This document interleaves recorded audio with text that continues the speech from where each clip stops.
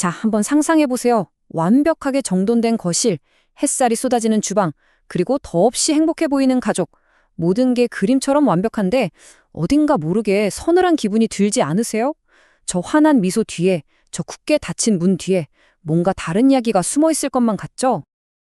근데 참 이상하게도 우리는 이런 아슬아슬한 장면에 끌립니다. 그쵸? 왜 다른 사람의 완벽한 세계에 균열이 생기는 걸 보면서 짜릿함을 느끼는 걸까요? 바로 여기가 가정 스릴러라는 장르가 우리의 심장을 뛰게 만드는 지점입니다. 아마 북톡 같은 소셜미디어에서 한 번쯤은 들어보셨을 거예요. 요즘 정말 폭발적인 인기를 끌고 있죠.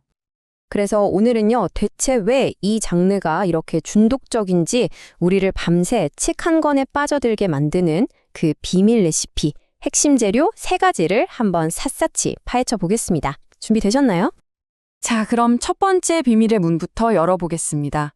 가정 스릴러의 모든 긴장감은 바로 여기서부터 시작돼요. 그건 바로 이야기를 들려주는 사람, 즉 주인공의 혼란스러운 마음속으로 우리가 직접 들어간다는 겁니다. 이게 첫 번째 기둥이에요. 이걸 전문 용어로는 믿을 수 없는 화자라고 부르는데요. 이 기법이 정말 대단한 게 뭐냐면 우리를 그냥 구경꾼으로 두는 게 아니라는 거예요. 주인공의 눈을 빌려서 세상을 보게 하는데 문제는 그 시선이 어딘가 왜곡되어 있다는 거죠. 그래서 우리는 계속해서 되물을 수밖에 없어요. 지금 이게 진짜 맞는 얘기인가? 하고요. 여기 이 말이 딱 맞아요. 주인공이 혼란스러워하면 그걸 읽는 우리도 똑같이 혼란스러워지는 거죠.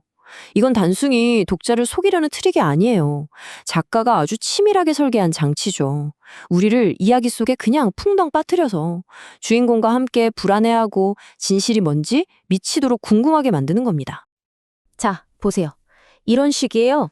주인공은 계속 내 남편은 완벽한 사람이에요 라고 말하는데 우리가 보기엔 어때요? 남편의 행동 하나하나가 저건 사랑이 아니라 통제 아니야? 하는 의심을 불러일으키죠.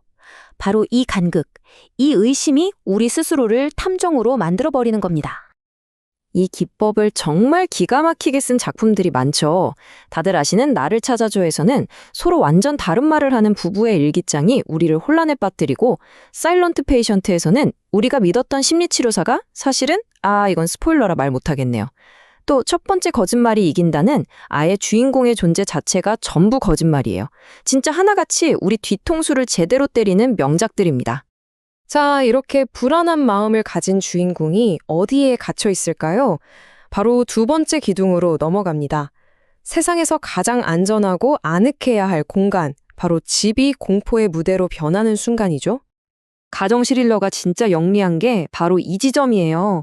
집이라는 공간이 주는 안전함에 대한 우리의 믿음을 완전히 배신해버리거든요. 안 시켜야 할 곳이 나를 옥죄는 감옥이 될 수 있다는 그 생각만으로도 등골이 오싹해지잖아요. 이 인용문이 그걸 정확히 짚어내고 있죠. 진짜 소름 돋는 예시가 있어요. 프리다 맥패든의 소설 하우스메이드를 보면요. 주인공이 자기가 머물 다락방에 갔는데 문 잠금 장치가 안쪽이 아니라 바깥쪽에 달려있는 걸 발견해요. 상상이 가세요? 누가 밖에서 나를 가둘 수 있다는 거잖아요. 그 작은 디테일 하나 때문에 그 평범했던 집이 순식간에 탈출할 수 없는 감옥처럼 느껴지는 거죠. 그리고 작가들은 이런 분위기를 만들려고 여러 가지 심리적인 도구들을 사용합니다. 여러분도 들어보셨을 가스라이팅 있죠? 네가 이상한 거야 하면서 서서히 사람을 미치게 만드는 거요. 그리고 일부러 친구나 가족과 연락을 못하게 해서 외톨이로 만들고 내 집인데도 계속 누가 날 지켜보는 것 같은 쎄한 느낌을 주죠. 이런 것들이 합쳐지면서 평범한 우리 집이 세상에서 가장 무서운 공간으로 변해버리는 겁니다. 그리고 이제 대망의 마지막, 기둥입니다. 가정 스릴러의 심장이라고 할 수 있죠. 우리가 밤새 책을 손에서 놓지 못하게 만드는 결정적인 한방. 네, 바로 반전입니다. 첫 번째 거짓말이 이긴다. 작가의 이 말을 한번 보세요. 이게 바로 반전을 만드는 핵심이에요. 그냥 짠! 하고 놀래키는 게 아니죠. 독자들이 생각하는 길을 미리 읽고 그 길을 완전히 벗어나면서도 모든 조각이 딱 맞아 떨어지게 만드는 것. 이건 정말 고도의 설계 기술이라고 할 수 있습니다. 그래서 정말 잘 만든 반전은요, 단순한 놀라움이 아니라 하나의 예술 작품 같아요. 작가가 책 곳곳에 아주 교묘하게 뿌려놨던 작은 힌트들이 마지막 페이지에서 하고 맞춰지면서 우리가 전혀 상상도 못했던 거대한 그림이 완성되는 거죠. 그 순간의 희열, 그게 바로 반전의 매력입니다. 그래서 모든 대박 반전에는 일종의 황금률이 있습니다. 첫째, 헐, 대박 소리가 나올 정도로 우리의 예상을 완전히 빗나가야 하고요. 둘째, 그 충격적인 진실을 알고 나서 책을 다시 보면 아, 이게 다 복선이었네. 내가 바보였지 싶을 정도로 모든 게 완벽하게 말이 돼야 해요.